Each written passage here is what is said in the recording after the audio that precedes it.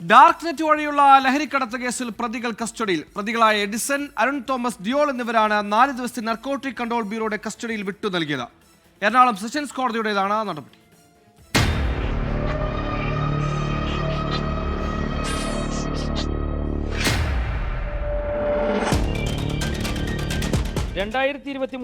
ഓസ്ട്രേലിയയിലേക്ക് ലഹരി കടത്തിയ കേസിലാണ് ഡിയോളിനെ NCB കസ്റ്റഡിയിൽ വിട്ടത്.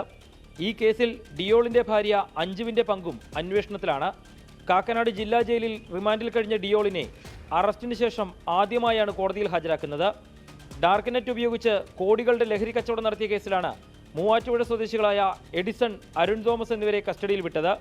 5 ദിവസത്തെ കസ്റ്റഡി അപേക്ഷയാണ് NCB സമർപ്പിച്ചിരുന്നതെങ്കിലും 4 ദിവസമാണ് കോടതി അനുവദിച്ചത്.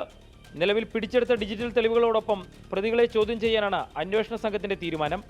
ഇതിലൂടെ 2 കേസിലും നിർണായക വിവരങ്ങൾ ലഭിക്കുമെന്നും അന്വേഷണ സംഘം കണക്കുകൂട്ടുന്നു. S. ശ്യാംകുമാർ, 24, കൊച്ചി.